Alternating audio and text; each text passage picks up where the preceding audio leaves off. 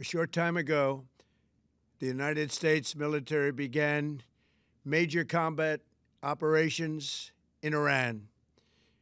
Our objective is to defend the American people by eliminating imminent threats from the Iranian regime, a vicious group of very hard, terrible people.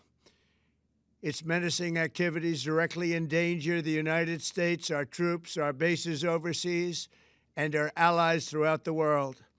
For 47 years, the Iranian regime has chanted death to America and waged an unending campaign of bloodshed and mass murder, targeting the United States, our troops, and the innocent people in many, many countries.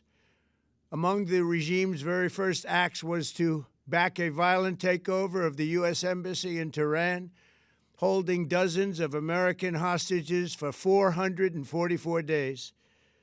In 1983, Iran's proxies carried out the Marine barracks bombing in Beirut that killed 241 American military personnel. In 2000, they knew and were probably involved with the attack on the USS Cole. Many died. Iranian forces killed and maimed hundreds of American service members in Iraq. The regime's proxies have continued to launch countless attacks against American forces stationed in the Middle East in recent years, as well as U.S. naval and commercial vessels in international shipping lanes. It's been mass terror, and we're not going to put up with it any longer. From Lebanon to Yemen and Syria to Iraq, the regime has armed, trained, and funded terrorist militias that have soaked the earth with blood and guts. And it was Iran's proxy, Hamas, that launched the monstrous October 7th attacks on Israel, slaughtering more than 1,000 innocent people, including 46 Americans, while taking 12 of our citizens hostage. It was brutal, something like the world has never seen before. Iran is the world's #1 state sponsor of terror and just recently killed tens of thousands of its own citizens on the street as they protested. It has always been the policy of the United States, in particular my administration, that this terrorist regime can never have a nuclear weapon. I'll say it again, they can never have a nuclear weapon. That is why in Operation Midnight Hammer last June, we obliterated the regime's nuclear program at Fordow, Natanz, and Isfahan. After that attack, we warned them never to resume their malicious pursuit of nuclear weapons, and we sought repeatedly to make a deal. We tried. They wanted to do it. They didn't want to do it. Again, they wanted to do it. They didn't want to do it. They didn't know what was happening. They just wanted to practice evil. But Iran refused, just as it has for decades and decades. They've rejected every opportunity to renounce their nuclear ambitions, and we can't take it anymore. Instead, they attempted to rebuild their nuclear program and to continue developing long-range missiles that can now threaten our very good friends and allies in Europe, our troops stationed overseas, and could soon reach the American homeland.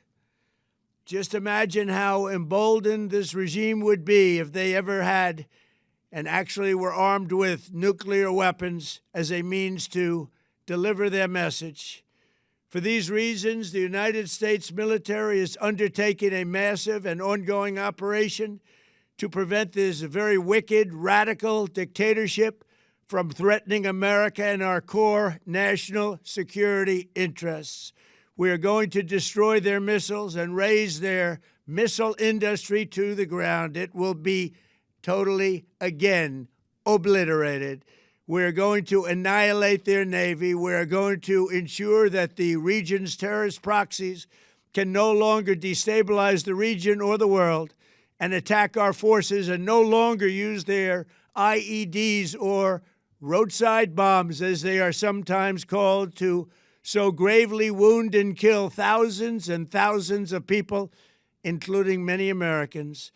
and we will ensure that Iran does not obtain a nuclear weapon. It's a very simple message. They will never have a nuclear weapon. This regime will soon learn that no one should challenge the strength and might of the United States Armed Forces. I built and rebuilt our military in my first administration, and there is no military on earth even close to its power, strength, or sophistication. My administration has taken every possible step to minimize the risk to U.S. personnel in the region. Even so, and I do not make this statement lightly, the Iranian regime seeks to kill. The lives of courageous American heroes may be lost, and we may have casualties. That often happens in war. But we're doing this not for now. We're doing this for the future, and it is a noble mission. We pray for every service member as they selflessly risk their lives to ensure that Americans and our children will never be threatened by a nuclear-armed Iran. We ask God to protect all of our heroes in harm's way, and we trust that, with His help, the men and women of the armed forces will prevail. We have the greatest in the world, and they will prevail. To the members of the Islamic Revolutionary Guard, the armed forces, and all of the police, I say tonight that you must lay down your weapons and have complete immunity, or, in the alternative, face certain death. So, lay down your arms. You will be treated fairly with total immunity, or you will face certain death. Finally, to the great, proud people of Iran, I say tonight that the hour of your freedom is at hand. Stay sheltered. Don't leave your home. It's very dangerous outside. Bombs will be dropping everywhere. When we are finished, take over your government. It will be yours to take. This will be probably your only chance for generations. For many years, you have asked for America's help, but you never got it. No president was willing to do what I am willing to do tonight. Now you have a president who is giving you what you want. So let's see how you respond. America is backing you with overwhelming strength and devastating force. Now is the time to seize control of your destiny and to unleash the prosperous and glorious future that is close within your reach. This is the moment for action. Do not let it pass. May God bless the brave men and women of America's armed forces. May God bless the United States of America. May God bless you all. Thank you.